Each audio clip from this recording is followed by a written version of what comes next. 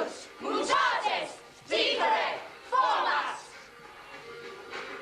Corpora in nova vet animus mutates digere formas.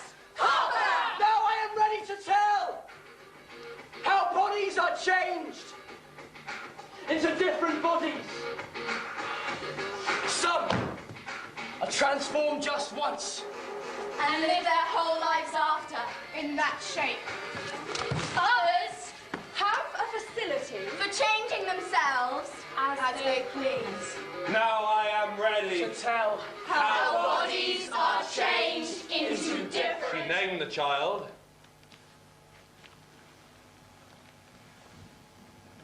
Narcissus. Oh, gossips came through Tiresias. Can the boy live long with such a perfect beauty? Yes, unless he learns to know himself. All regarded these words as a riddle, till time solved them with a strange madness.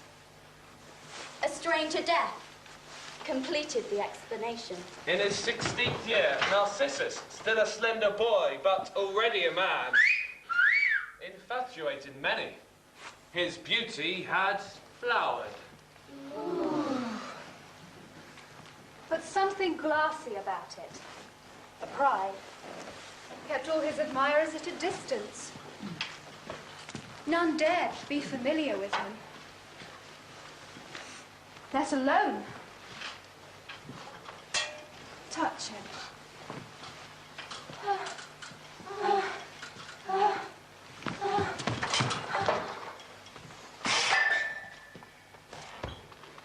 A day came. Out on the mountain, Narcissus was hunting and netting and killing the deer. When Echo saw him, Echo, who cannot be silent when another speaks. Echo, who cannot speak at all unless another has spoken. Echo, who always answers back. the moment Echo saw Narcissus, she knew she was in love. Like a starving wolf, she followed a stag too strong to be tackled. She almost burst with longing to call out to him, to somehow let him know how she felt. But she had to wait for some other to speak, so that she might snatch their last words with whatever sense they might lend her. It so happened, Narcissus strayed apart from his companions.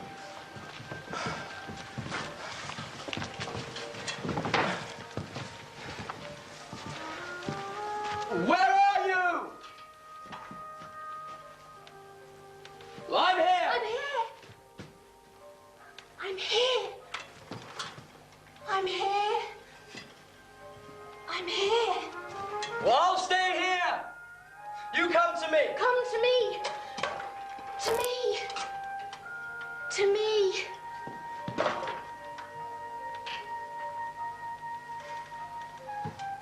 Stay there. Stay there. Stay there. Stay there.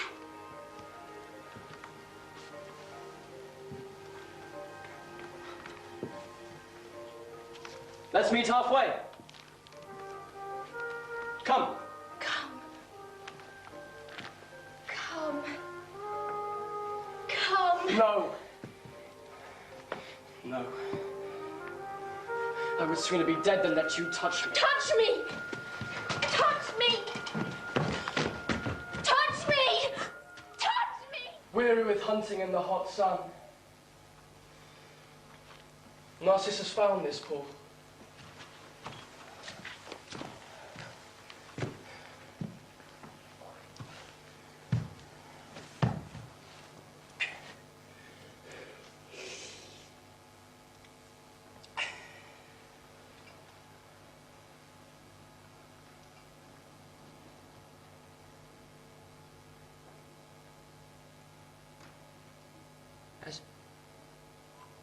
As he drank,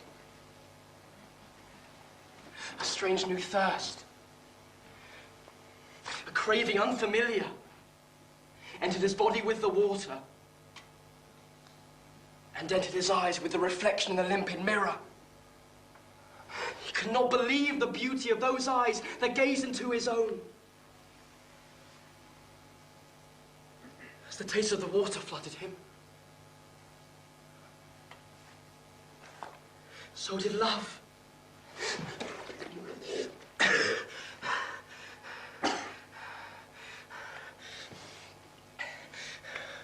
He could not go. He wanted neither to eat nor sleep, only to lie there.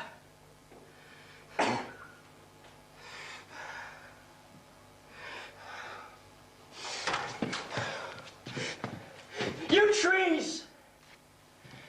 Was there ever a love as cruel as mine is to me? Was there ever a love as futureless as mine?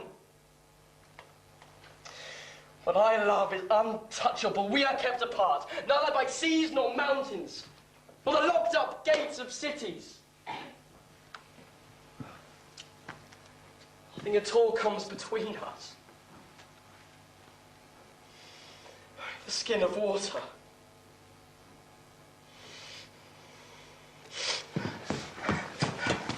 Who are you? Oh, come up. Come up onto the land. I never saw such beauty to compare with yours. Cannot be my age, or my ugliness that repels you if the nymphs are so crazy about me. I stretch my arms to you. You stretch yours as eagerly to me. You laugh when I laugh. When I tell you my love, I see your lips, seeming to tell me yours. Though I cannot hear it.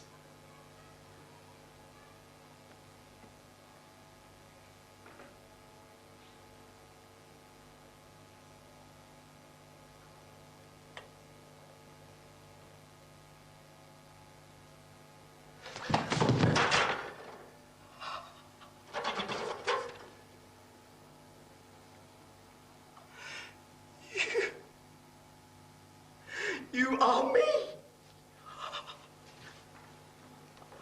I am in love with myself. Oh, I torture myself. What am I doing? Loving or being loved? What can my courtship gain? What I want, I am. Oh, this impotent grief is taking my strength and my life. My beauty in full bloom, but I am a cut flower. Let death come quickly. Carry me off where this pain can never follow. The one I loved should be let live. He should live on after me, blameless. When I go, both go. Narcissus wept into the pool, and his image blurred. No! If I cannot touch you, at least let me see you. He ripped off his shirt and beat his bare chest with white fists. The skin flushed under the blows.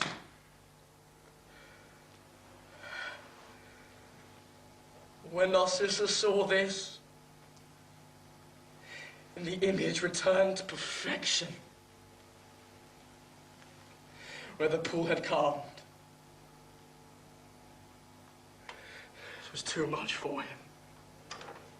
Like wax near a flame, or like the hoarfrost when the first ray of morning sun creeps across it, Narcissus melted. Consumed by his love, he disappeared from his own eyes. Alas! Alas! Farewell, you incomparable boy.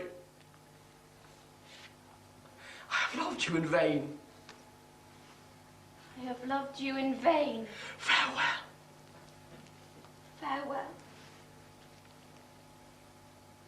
He pillowed his head on the grass. So finally death closed the eyes that had loved themselves too much.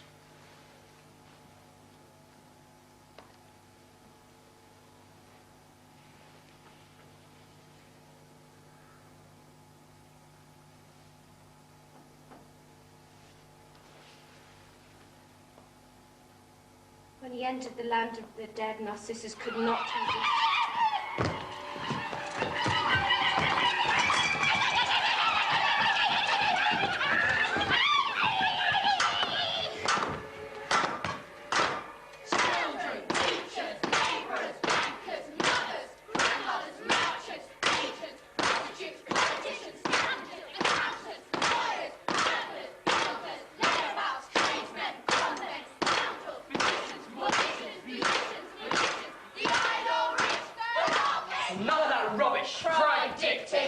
This boy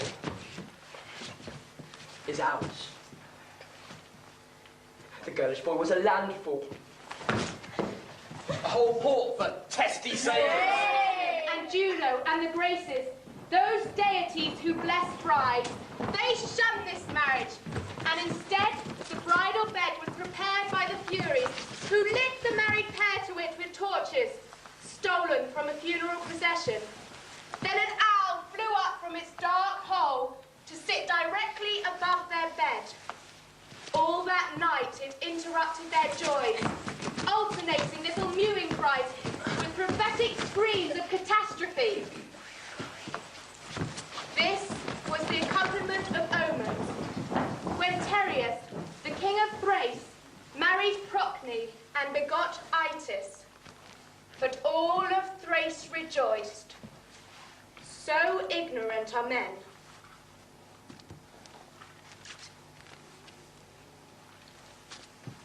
"5 years passed.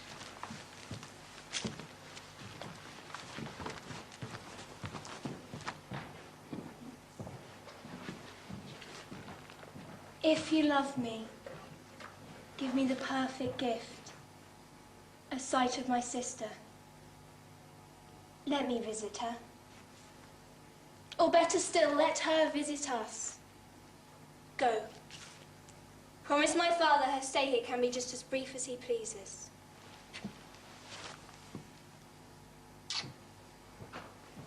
At a command from Tereus, oar and sail brought him to Athens.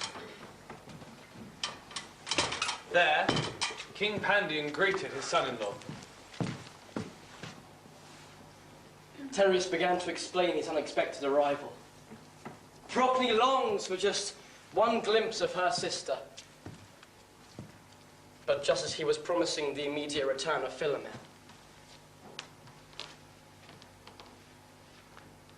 there, mid-sentence, she entered, arrayed in the wealth of a kingdom, still unaware that her own beauty was the most astounding of her jewels. Tereus felt his blood offer thickly. Lust bristled up his thighs and poured into the roots of his teeth. His first thought was, Buy her attendants and her nurses with bribes, then turn the girl's own head with priceless gifts. his next thought was, To grab her and carry her off, and fight to keep her.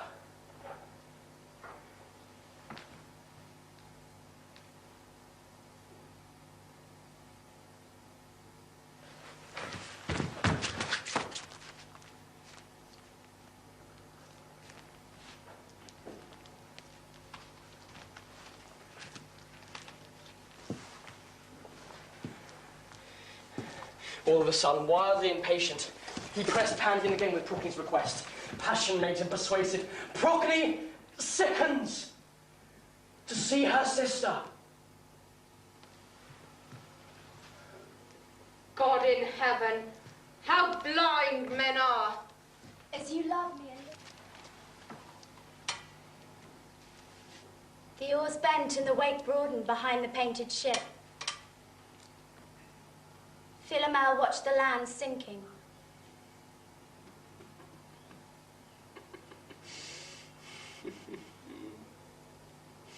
I've won. My prayers are granted. She is mine. The moment the ship touched his own shore, Tereus lifted Philomel onto a horse and hurried her to a fort behind high walls in the deep forest. There he imprisoned her.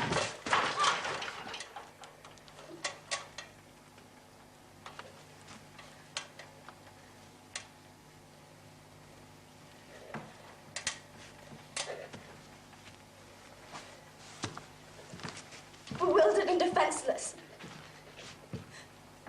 failing to understand anything, and in a growing fear of everything, she begged him to bring her to her sister.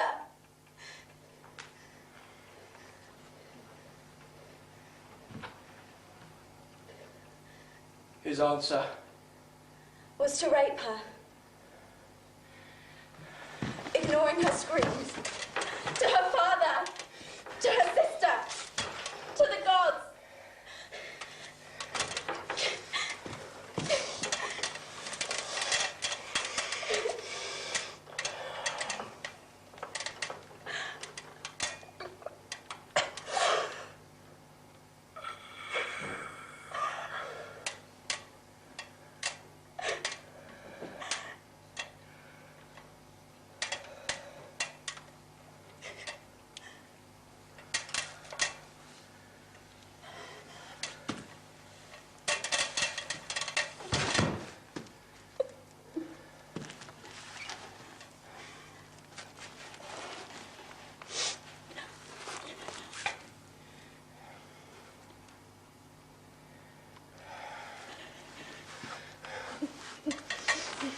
Afterwards, she crouched in the heap, shuddering like a lamb still clinging to life.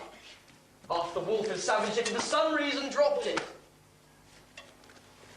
Yes, or like a dove, a bloody rag, still alive under the talons that stand on it.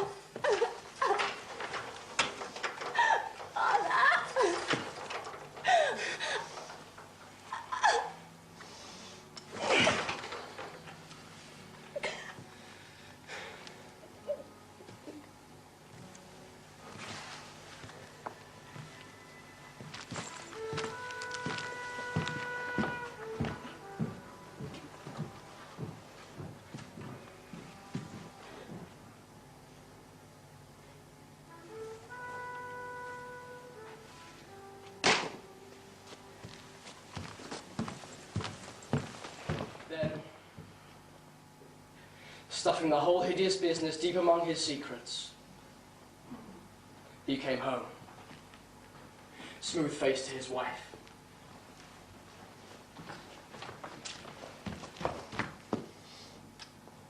Where is my sister?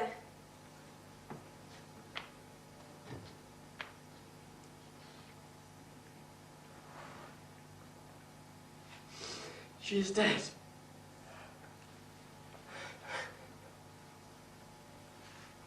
His grief as he wept convinced everybody.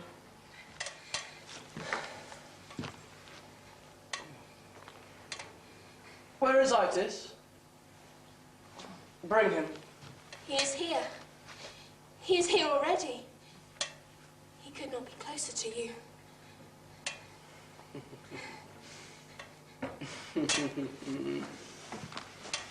Itis!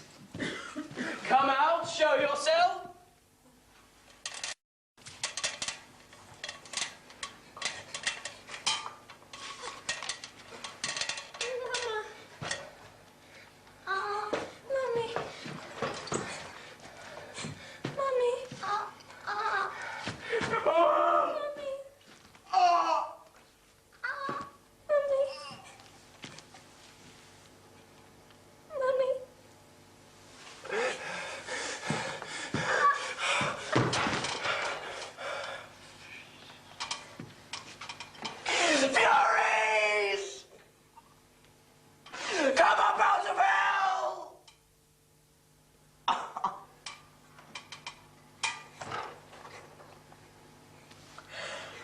I am the tomb of my boy. Oh.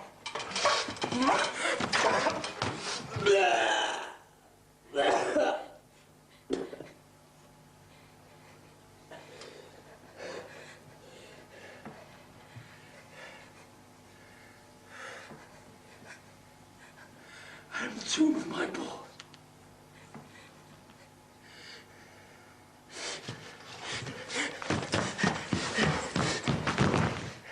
He came after them.